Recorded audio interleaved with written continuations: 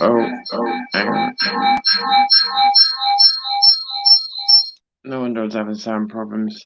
Okay, so although I'm broadcasting this live, I'm actually intended to record this as though it was not live. So anybody who's joining me may not appreciate it. So it's really kind of almost a recording session. So I may cut this down or just throw it away at the end of it. So yeah, it's not a podcast as such.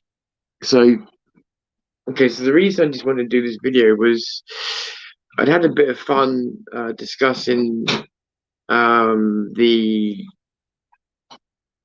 way the videos that I started making. Oh, no sound. Should be sound. It should be sound, but I can't tell. How can I tell? Shut up, you. How can I tell? I could tell by. Oh shit! I could tell by. Oh bollocks! Fuck's sake! Hang on a second. Fucking YouTube. Oh, come on. Oh, God, Jesus, you're kidding me. Right, let me turn the sound back, mate. Oh, God. Yeah, the sound's working, Kaylee, so it's your end. It's your end, I'm afraid. Um, Something's turned off or on. Right, okay, so now I know that. I'm just gonna carry on. Like I say, it's really just I don't know, just something I feel like needs to go on to the video the other day. So it's all right, no worries, Katie, no worries at all. I explained so if I act just for a moment like you guys aren't here, um please don't think I'm being rude. So I was talking in 3 videos about, you know, how I started filming, the type of things I was filming, um and you know how I kind of got from filming those kinds of things to here, so that it wasn't necessarily natural progression, that you know, that some of that, a lot of that creativity that's always been there in me and causes a lot of frustration. It's very hard to manifest in something when like what we do, because so much of it's based on very real things and feelings, but that creativity is always there. That need to do something is always there. And but the question is, I suppose, that I haven't answered is why. Yeah, but why though, Tom? Why? Why put your body through this? Why? You know, you still haven't sort of really. You said that. I mean, I did say that I recorded a video years before Jackass ever appeared, and I thought it was funny. I thought it was great, and then I also thought that it was not marketable. So I was obviously proven very wrong. Um, and but the truth of it being is, and I forgot to mention this the other night, and this is what I feel like I should mention. And again, not for sympathy, it's years ago, just for clarification as to what was going on in my head at the time. So I was about 26, 27 years old, and I had a motorbike accident, and the motorbike accident was bad. Someone pulled out in front of me with so little braking time that my hand twitched on the brake before I hit the car, and it felt like I'd stepped on. Well, it felt like what you would imagine stepping on a landmine to feel like. I just remember being thrust up into the air with the kind of power that I'd not felt before, and um, I remember being airborne, and I remember flying. Yeah, flying. Is the only way I could put it. And I remember that just the chest, just underneath where the crash helmet was, that actually was the bit that made contact with the ground first. So that made contact with the ground, and then obviously, bang! My head. I don't know how many times my head hit the ground, but that knocked me unconscious. I think for, I don't know, maybe seconds, but I remember feeling my body come to a stop, like it just stopped rolling. And it was weird because you see all these people talk about how the adrenaline means that they don't feel the pain, or they get up and walk with a broken leg. Like with me, it was kind of different. I didn't feel any pain, but I remember without looking, I remember saying to myself, because I was in the middle of the road, I was basically in the middle of the road. The I remember the first things that happened was I was in the middle of the road. I sat myself up. I looked behind me, and I remember the mystery of seeing the neutral light on my motorbike, which had rolled into a bush, and thinking, how the fuck did a neutral? Imagine all this is going on, and my question is, how's that neutral light got on? All right, that's crazy, right? But that is exactly the very first thought I had after going through that trauma. How the hell is that neutral light on? That shouldn't be possible. And I remember looking back around, and I hadn't seen my legs or anything yet. I just remember thinking, right, you need to get out of the road, and your left leg's compromised. It's not usable. How I knew that, I don't know, because I hadn't assessed. Was just I don't know. I just knew that it was not usable. So I dragged myself to the side of the road, and then somebody came along and grabbed behind me. Now I know it's what they're supposed to do. I know it's that they were helping, but I actually found it really annoying. I had a really bad pain in my chest. I think it was from where I landed chest first, and I really needed a fag. But I understand that part. But um, I didn't know if I was living, dying, nothing. Do you know what I mean? You just don't when you've been banged up that badly. So I'm like, fucking don't, I just don't crown me. But I didn't say anything. I didn't say anything. And then this other person came along, and they were squabbling over who was most qualified to look after me. And because they both had first aid training, right? I just had a fucking accident where my body's been crash test tummied, yeah. And I'm just sitting there thinking, great. So now I've got to be the adult in this situation again. So I'm like, guys, don't fight over this, please. And if you're gonna fight over it, do it away from me, because otherwise you can both fuck off. Yeah. And then they got their shit together, but it was just like, really, really. And I remember seeing a lighter on the road and thinking, I wonder how's my lighter got down there? I remember thinking that as well. And then I did look at my foot and thought, oh shit, your toe's hanging off. That's probably not good. That's probably not good. Then the shitty part happened. The shitty part happened. See, all this you think I'd think of with trauma, and actually no. But the shitty part happened when this pain I was talking about in my chest suddenly got worse.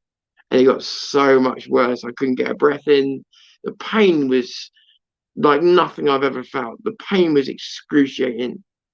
And fun enough, no pain in my leg. The pain was excruciating. And I remember people saying to me, don't worry, the ambulance is going to be here. And you are hanging on these words. Anybody who's been in an accident, you know what I mean. The ambulance is going to be here soon. When they do, you're going to get some pain medication. They're going to take some of the pain away. And anybody who's been in that position will know exactly what I'm talking about. So the ambulance arrives, and the EMTs come out to see me. Lovely people. And the first thing they say to me when they see what mess I'm in, they say, "Don't worry, we're going to get you on the ambulance, and we're going to give you some pain relief. Okay, so just hang on a few more seconds." Because by this point, I'm not too ashamed to say I am now yelping in pain because I can't get a breath down, and just the decompression on my chest is killing me. So, so we get on the ambulance, and I am so relieved, but only because of what's to come, not because I've got any relief yet. I'm in so much pain. And then the guy says to me, "Are you in any medication, pal?" And I say, "Yeah." And he said, "Are you able to tell me what it is?" And I said, "Yes." And so I told him what medication I was on. And when I hit the third medication, I saw his face drop. His face just went, and I went, "What is it, mate?" And he said, I can't give you anything for the pain, mate." And I just remember closing, that feeling like the world just dropped out. You don't know if you can handle another second of this pain. And um, his face, oh, I felt sorry for him. His face was so gutted. And I just remember grabbing his hand because he looked gutted. I remember grabbing his hand and saying to him, mate, just fucking get your mate to drive then. Just please just drive. And they did. And it's funny, they got me there, they dosed me up with morphine, and it did nothing. The pain was just excruciating. Then they said, right, we're going to give you some more morphine, and they dosed me up to the max that they could give me. And I remember it was really weird that I felt like a bit of a piece of meat, not because they'd made me feel bad, but you're laying on a hospital bed and you're dripping blood from all these different places on all these different punctures on your body, and it's sort of a bit weird because it's just sort of left, but it's understandable why. Anyway, so I'm on all this morphine, and suddenly the pain just goes off. And I'm honestly, I was laughing and joking. I've never been so fucking relieved. I've never been so relieved just for pain to go away. And still no pain in my foot or nothing. And so I'm now having the time of my life, thinking I'm high, I'm happy. Jesus, thank God the pain's gone away. You know, something's wrong with my leg. It's probably a break or something like that. But I'm sure it's all good. And so doctors come to see me, and they're laughing and joking with me and everything else. They say, well, we need to rush you down for an operation. And so as I was to just give you some explanation, I was on morphine, like one of those things where you're hitting your own after this operation. I was on that for about a week, or maybe I don't know, maybe I don't even know the time scale because you're pretty out of it. And I remember, yeah, I remember being on that thing. At first you're hitting it all the time, but they told me that I didn't sleep for 4 to 5 days straight. I was awake day and night with morphine flowing through my veins, which sounds exactly like me, so I believe them. But my memory had regressed so much that I thought my mum was still with my dad, her ex-husband. My brain was skewed. So anyway, but before that, so they're telling me I need to go get rushed for this operation, and I'm just not. Either I'm not taking stuff in, or they're not telling me. I don't know. I can't tell you to this day really what happened. But I go for this operation, and I come out, and I'm all over the place. And this woman put her head over me and said to me, "And when you're in recovery, you are vulnerable." And she said to me, "Next time, wear leather." She gritted her teeth and everything else, and walked away. And the thing was, I was wearing 4 layers of clothing from top to bottom. The ambulance men said to me, Jesus, you came prepared, didn't you? And they had to cut through my clothing. There was so much of it because I tried that much to protect myself just in case. But the one weakness I had was just simply that the footwear wasn't up to scratch, and I knew it. I actually had some boots in order. But I just thought it was a particularly shitty thing to do, especially as I'm in pain now in all different places. So I've had this operation, and then I'm still not really aware what's going on. And so I noticed there's a pipe hanging out my leg. There's a pipe now hanging out my leg. I've just seen me frozen. Let me just come out and come back in. Remind me I said pipe out of my leg. Be right back.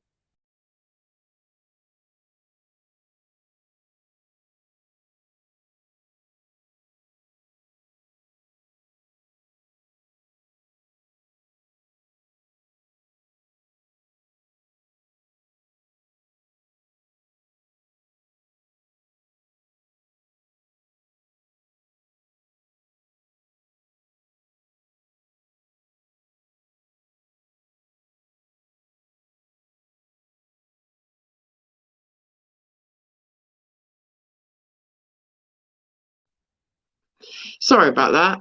So, as I said, yeah, there was this pipe hanging out my leg, and I could quite clearly see it was the color red. So there was blood running through it one way or the other.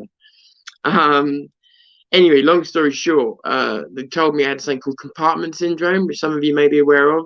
It's basically where your muscle tears off the bone. So my calf muscle had been torn off the bone, but then the bleeding is so the blood flow that normally goes inside the muscle that feeds the muscle actually goes on the outside and starts crushing it. And if it, if it isn't dealt with within minutes, you lose your leg. So I was minutes away from losing my leg. Didn't even know it. Didn't even know it. Didn't feel a thing. Um, and so they did what they did to save my leg, and they fucking did it. They pulled it off. I'd broken my foot. I had to have some screws and plates and stuff put on my foot. It was no biggie. They saved my leg. That's when I found that out, I was like, whatever else they tell me, unless they tell me my dick don't work, I'm all right. Do you know what I mean? I'm all right.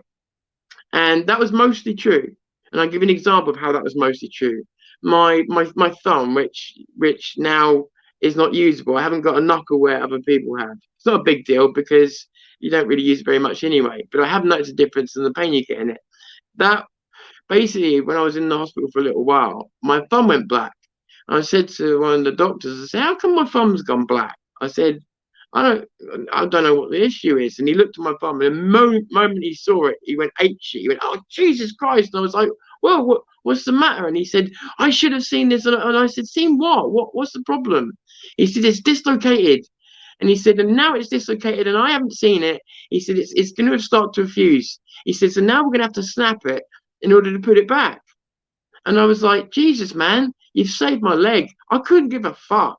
I don't care. Like, you've saved my leg. Like, I get what you're saying, but there's worse things that could have happened here." So I was in a pretty good mindset. I was having a real crack with people in there. I was having the time of my life in some ways. And the only thing was, things started to get to me because I was in a trauma unit. You see certain people, and they come in, and you see people's lives quite literally falling apart, never to come back together again. And that was starting to get to me a little bit. But so they saved my leg, and I had to have a skin graft because I had a hole in the top of my foot. And I remember it was really funny because the nurses, I don't know whether it was for training or for what, but I had one nurse come to my because I had the curtain around me at the time because it was just a hole in it. And I remember she politely said to me, "Do you mind if I have a look?" Because it was open, and I was so morphined up. I was like having a good look myself. And I think because they realised I was like not bothered, she got the courage up to ask me, and I was like, yeah. And I noticed there was someone else on the other side of the curtain as well, and I said, "Are other people curious as well?" And she went, "Yeah, we haven't seen anything like this." And I said, "Fuck's sake," I said, just have a look. Well, I'm like this, and I don't care." So these nurses were coming in one after another to look at this hole in my foot where you could see my tendons, and it was really weird. And they put this metal wiring in to hold the bones together, and that. I remember actually just touching the wiring, not too much, but you could see it. It was really weird. And then they took a skin graft from the top of my thigh and put it on my foot. That looks ugly. That looks like zombie meat. But I'll be honest with you, the skin graft hurt more than probably anything that most other things. That was actually pretty horrible. Um, and it was driving me crazy being in the hospital. I wasn't enjoying that much the experience. But so what got me on to doing this stuff actually started there because somebody said something to me when I was in there, right? And I've never been the greatest sportsman, never been the greatest thing like that. But nevertheless, I was 27 years old. And what they did tell me was, you're never going to be able to run again. And if you've ever seen me try and run, you'd probably agree with them. And they said that I'd get I don't know, about 80% back in my foot, And I just remember, I know that people were only trying to make me feel better, but I remember a lot of people, when they heard that I wasn't going to be able to run again, were like, "Well, it's not like you were a fucking marathon runner anyway, is it?" That was the way that I was supposed to just go, yeah, there's no loss there whatsoever. The idea of being able to run away from danger, being able to run to a lover, all of those kinds of things, irrelevant. It doesn't matter. I was not happy with that. I was not happy with the attitude, and that wasn't doctors. That was people close to me. I wasn't happy when people were like passing it off as no big deal. I wasn't being a victim about it, but at the same time, I just felt it deserved a bit more respect than just to be like, "Wow, you don't need that." Do you know what I mean? No big deal. You're not the fastest of runners. It's like that's all irrelevant. Every single thing you've just said is irrelevant, and so that pissed me off a little. But they one day the nurses and doctors came out to see me, and I thought, "Oh dear, what's going on here?" Because there's a few of them, and they said, "Your heart readings are." Bear in mind, I'm a young man at this stage. Your heart readings are like all over the place, and we can't work out what's going on. And I had a little twinge of guilt, and the fact that there were so many of them there. I thought you already know. So I said that's my fault, and they said, oh yeah, how come it's your fault? And I said, well, I said I've never been on a heart machine before, and I said I wanted to know if by thinking and breathing, if I could try my heartbeat. And I said, and I found out that I could. I said, I haven't been able to play any computer games here. I said, it's the best computer game I found to play. And I said, it's brilliant. I said, I can do all kinds of things that I didn't know I could do. So I got told off, but politely and funny. And they were pretty cool about it, but they said, please don't do it because it's messing up certain other readings. I said, okay, I won't. But it set me off. And I remember thinking to myself, right. And I looked at my leg, which was all just, in cast by that point. I remember looking at my leg and just thinking, I am going to think my way out of this. I'm going to think my way out of this. I'm gonna learn to get control of my body. It was about that time I started getting the Zen meditation books. And only months later, when I was able to walk in that, I was doing the Zen meditation. But it all started in there, and I just remember just thinking, I'm going to get control of this. And that I can, the moment that I can start to move something like normal, I'm going to train, and I'm going to get myself in a physical state that recovers me, and more. And what happened was I did some things that I probably shouldn't have done, but I just knew that it was right for me. And I remember a doctor one day said to me, I don't know what you're doing that's making your injury recover so quickly. And he said, and I got a feeling from the grazes and cuts on you, I don't want to know. He said, but I will tell you. And he said, through fear of encouraging you, it's working, whatever you're doing. And I said to him, well, skateboarding is one of the things. He went, what? And I went, you said, and he went, he said, I'm not going to argue, you know the dangers. And so I did. I was skateboarding, I shouldn't have been. I was and then this whole idea of doing the stunts for the show just came up, and I was just like, I was so up for it. And it may sound like I was cavalier about my health as a whole, but I did protect, like when my thumb was broken and stuff like that, I did protect that and did tone down what certain things I would do. I'd wait a little while for it to heal, and then I'd go back to doing crazy things again. So, and there were certain things where we would take certain precautions, but no, part of me didn't give a fuck, but part of me did. Part of this was about getting better and overcoming it, and getting fitter than I was even before I went in. And I did all of those things. And in the meantime, I developed a relationship with my body that even to this day, I don't think that I've reestablished quite as well as I had back at that time. And I developed, I created a team of people.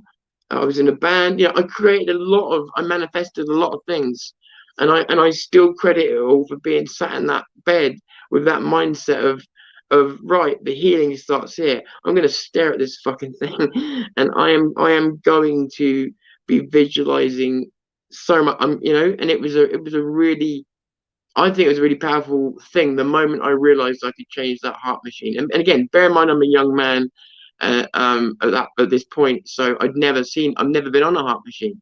So the fact that I was lowering it by about 30 beats a minute first go was like, wow, it was a big wow to me. And the only other lasting memory I have, because this was real, this was real pain, was So have you ever seen one of those people that wear a stormtrooper boot after they've had some kind of accident? You see them with this fucking boot on. It looks like a stormtrooper's boot.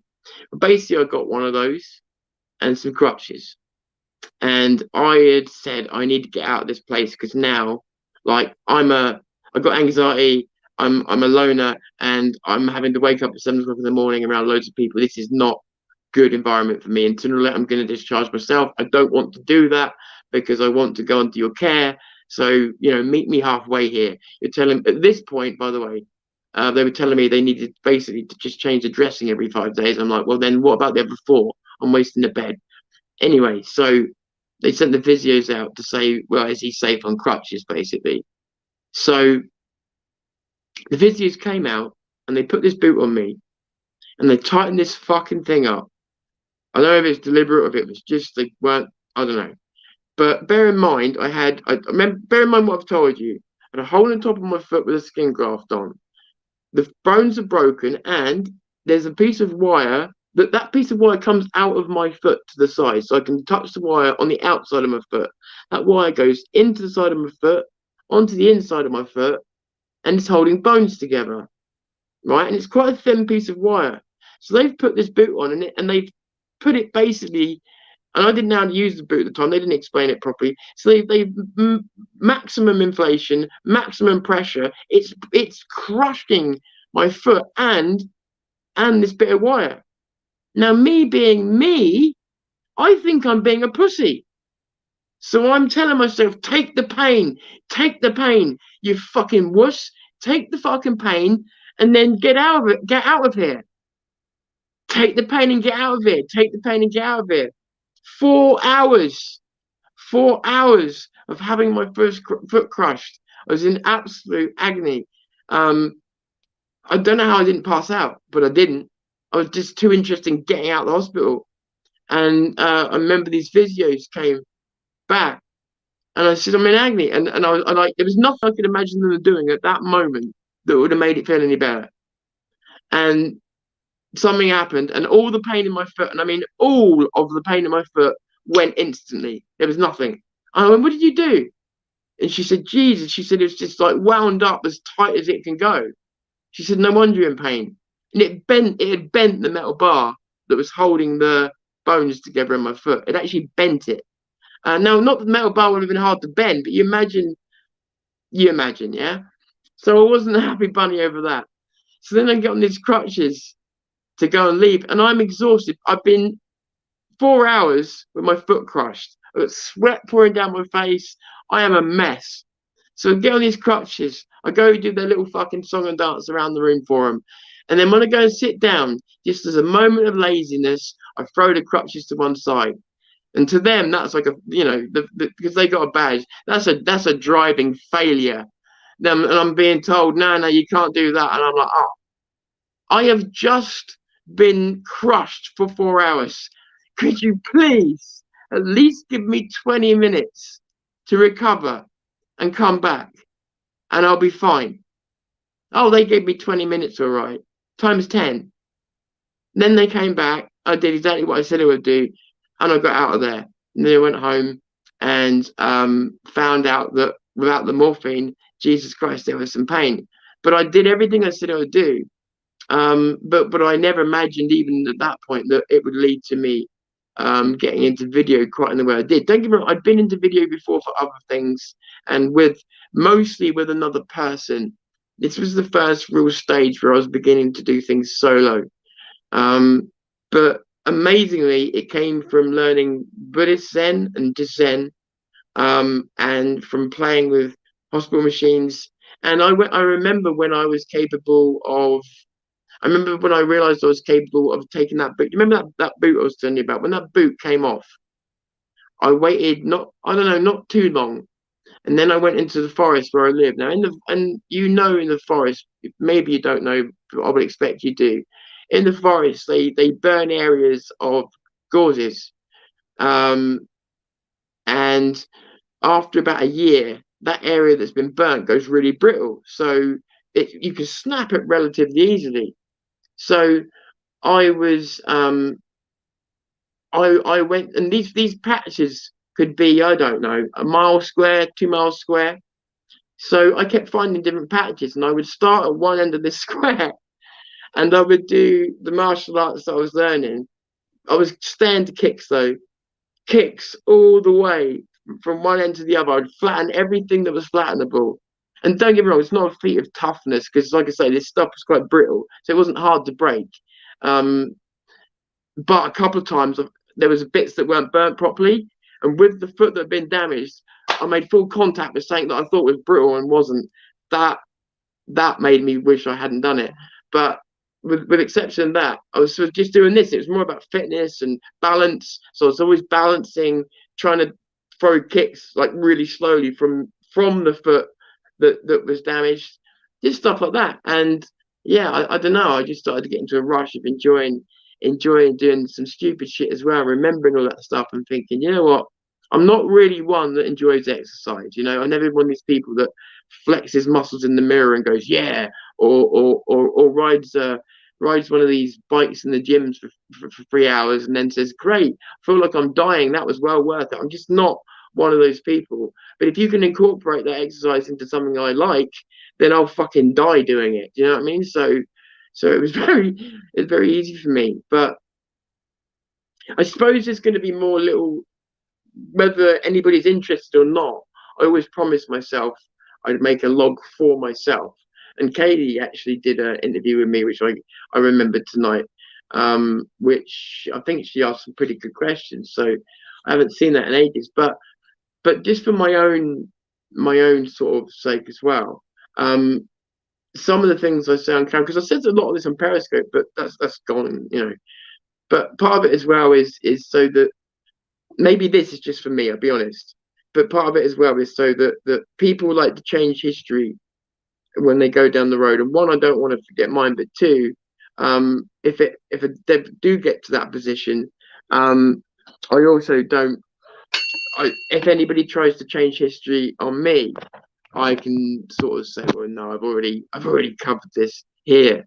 Not that I'm saying they would. I'm just saying, you know, and just for me personally, and I know I put this on the mental health channel and the other one, it's because things are a bit of a mess. But really, the second channel is on, the one that's called Zero News Creative Diaries. That's where this belongs, because this is part of a creative diary. And even though I'm not talking about creating something in the future, I'm talking about creativeness retrospectively, and the creativity that I think has driven me.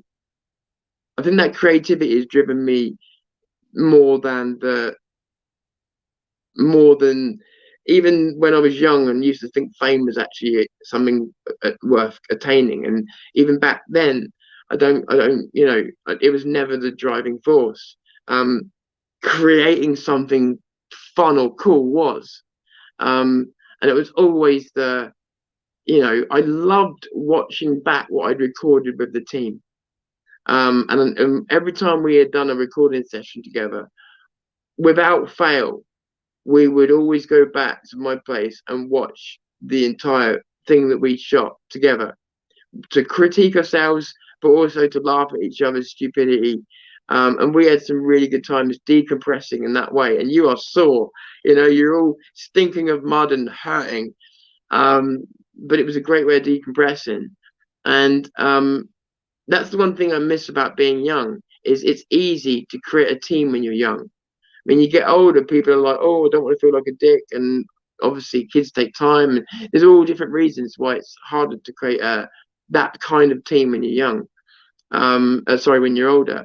But yeah, you know, I don't know. I'm rambling on. I don't know if any of this is relevant to anything. It's just. I remember people used to say to me, "Do an about page for Zero News," and it's like, well, where do I start? You know, at the Big Bang.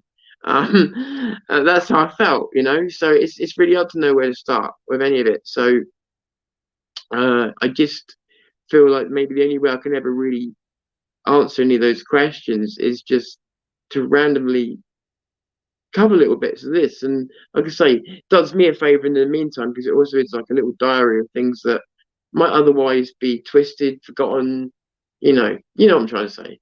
And I think there was more that I wanted to say, but it's gone from my head at the moment. So I just want to I didn't, like I said, I wasn't going to record this live, but I didn't want to have to upload this to different channels at the same time. So I went live thinking nobody would come on, and obviously a few of you have. So I just want to say um thanks for coming on, and I really wasn't expecting it. And again, I'm sorry, I'm sorry if I bored you. It was really just a video for myself, a recording about myself, which is very, what's the word? Very self-serving, very selfish, but I just felt like making a selfish video. So I hope you don't hold that against me. Um, yeah. Sorry to hear that, Babs, and keep us updated there, mate. Just yeah, this was hey Helen, by the way, I've noticed, Helen, that often you've said hello to me and I've missed it, so I just want to acknowledge that I'm here. Um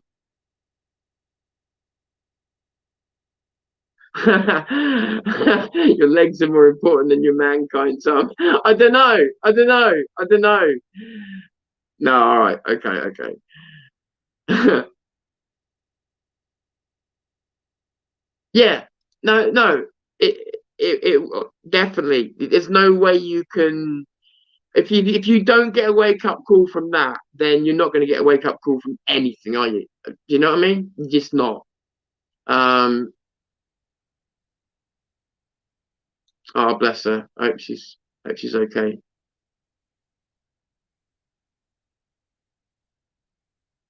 Oh, I've got loads. I got loads more stories. I got loads more stories. And see, thing is, I don't think. See, you say, "Holy shit, Tom, what a story!" And it's like, I remember writing a story about something that I did during filming once, and all these people came and read it and were like, this is amazing." And I thought, really? And so it's never occurred to me that anything I've got. My dad always good at telling stories, but it's never occurred to me anything I've got to say is particularly interesting, especially stories about my life, because I haven't done this, I haven't done that. So I assume they're not particularly interesting, and because I'm so, I don't know, blasé about certain things that happen, I don't think about how other people perhaps will perceive it. So there's other stories I've told people that they've reacted like that, and it's never occurred to me that anyone would. So maybe there are more stories you'd want to hear. I don't know, but believe me, I've got plenty that could probably top that in some ways. Um, so interesting your reaction to that. But yeah, I mean, all of it's true. It's not, you know, I mean, obviously you can tell it's true. There's nothing to gain ego wise from anything that I've just said. But yeah, it's I don't know. You tend to think that telling people about these things that isn't important in that, and I think that it is. It's like, why are you here? What has brought you here? What are some of the things that have brought you here? You know, why should you, as an audience, give a shit about watching me? And the truth is, you shouldn't. But the way to do that is to invest time in saying, well, this is who I am, and this is why I'm here. And you're either gonna hate that or you're gonna like that. If you like it, well then cool. And if you hate it, well then at least we know. But I think that I think sometimes, I mean, don't get me wrong, this isn't the only reason why I'm here. This is just part of the story. But I think maybe, you know, again, I've said this to you before. I don't like it that YouTubers don't often answer your comments, although sometimes I understand. And I always feel like people act as though they're above the people on the other side of the camera, and I disapprove of that very much. And so I just feel like we're chatting, and yeah, so I don't know what, I feel comfortable being able to sit with you. I always have done, being able to sit with you guys and talk like this. Um, but then again, you've never really judged me, so that's probably why. But I always felt comfortable talking to you like this because these are some of the reasons, some of the ways, and some of the mechanics, and as to why I'm recording why it is that, for instance, I knew how to use a video camera when I got into the movement. Why it is that I've mentioned media when I come into the movement. Why it is I chose media when I came into the movement. It wasn't that I saw a quick way to be famous. It was that I saw an industry that I was familiar with and felt like I could at least get my head around. Whereas other parts of the movement, when I started looking at the street tactics and stuff like that, I thought, I've not got a head for this. You know what I mean? I'm not good enough. So, you know, you try and fit in where you can, don't you? Um,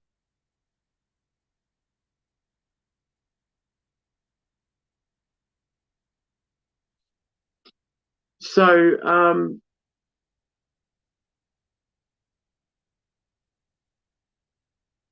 oh, you're welcome. You're welcome. You don't need to thank me for the shout out, Helen. You've been, all of you that I'm seeing on today, you've all been around for forever. Um, so yeah, don't need to thank me or anything, you know, not at all. And please don't argue, guys. Listen, look when we've got a chat, when we're on say Zero News One, and we're talking about say rape, and you got people in there chatting about what they did yesterday at the bar, and it's a chat that they've carried on from the previous channel, and that does bug me.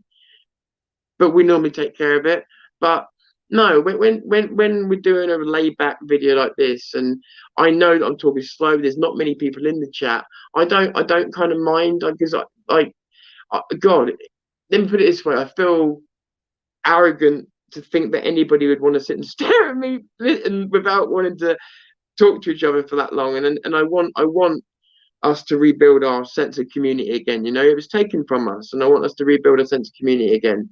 But don't get me wrong, I do also get in the right circumstances that there have been times when, not recently, but going back, I don't know now, or maybe a year, where people used to hijack chat and. But honestly, I don't feel like any of that's happened here. So please don't argue, guys. Because honestly, everybody's good. Everybody's good. So yeah, please don't argue. You know, um, yeah, it's funny. It's funny you say that. I thought the same thing. I thought the same thing. I thought Jesus. Um, you know, um, yeah, talking about stories about when you used to be a warrior. You know, oh dear, Tom has got old. I thought the same thing myself. But you know, it's funny, isn't it? In life, the balance is the true balance is between um age and sorry, yeah, age, youth and experience, and that's something you can't teach. So something that is yeah, and that beauty spot right in the middle, most of us fucking miss. But yeah, I definitely feel age. I mean, I'm turning 45 this summer, and it like so I've told you about you've seen some of the videos. I've told you what I used to be like, creative, constantly out there. The idea that someone like me is turning 45 just doesn't seem real because I'm childish. You know, you've seen the other side of me. I'm childish. I'm you know, in my own head I don't feel very responsible. You know what I'm saying? So the idea that I'm there is like shocking to me because I just I don't know. I don't know. I'm sure it is to a lot of people, but it just doesn't feel right with me because of the personality that I've got. You know, I still for no reason other than fun. If there's a if I recently I got new furniture in my place. I feel embarrassed telling you this, but fuck it. This is just pure honesty. I took furniture out of this place and put a table in the garden. And there's a table in the garden, right? It's too good to miss. There's opportunities out there. So, so the next time I went out into the garden, I dived through the table. But it was fun, and I knew what I was doing because when you've done it hundreds and hundreds of times, you get really good at it, and you know what you're doing. There's a way of landing. There's a way of everything, everything. If you do everything perfect, you literally walk away about scratch. But yeah, I couldn't help myself. And this is me. And I did actually put me doing stupid shit at the beginning of a couple of sorry, at the beginning of a couple of Zero News episodes, but I thought people aren't going to like me doing this. I just felt like the subjects were covering too serious and people wouldn't like it. So I nearly did make the intro just me having a load of fucking accidents. I thought, no, people won't like it. So I held back. So yeah, but old age does suck, man. Um, so so I think that's the only that's the last part of the tale that I want to tell for now. Um, as I said, if you really want to hear more stories, then there are some, and I'll just do them as and when I'm as relaxed as I am now, and when I'm as chilled as I am now, and when I'm in the place that I am now, because I'm in a important place. I'm in an important place where I need to look backwards in order to move forwards. So this is the perfect time because I'm taking trips down memory lane. I'm reawakening synapses that forgot they were there. So it's a good time, you know. So yeah, yeah. So if anything else comes up, which I'm sure it will, I'll mention things as they go along. Um, yeah, and it just as well as me having a little diary, it builds up a picture again for people of who this guy is and why he's here. Whether that pisses people off or whether they like the guy, at least it's honest. And that's all I've ever offered. When I came here, it was all I ever offered, sorry, was honesty. Not necessarily that people would like it or like me. Um, and I've got to stick to that mission. But anyway, I've taken up too much of my own time and too much of yours as well. I hang on a second. If you're enjoying them, then I'll do some more. And we will separate the channels. It's just so I've renamed them, and one's got one set of content on, one's got another set of content on, and they're the wrong way around. So it's really frustrating. But thank you to every single person that's come in the chat tonight, and love you all. And yeah, this is Tom's Fury for 0, 2, 3, and 4. I'm calling it a day for now. Oh, should we play an outro? Yeah, let's play an outro just because I'm in the mood, to show just how cool we are. Oh god, that's so sad. No, I'm only kidding. Right. So let's play an outro. Outro? What one do we want? This one. Catch you later, guys.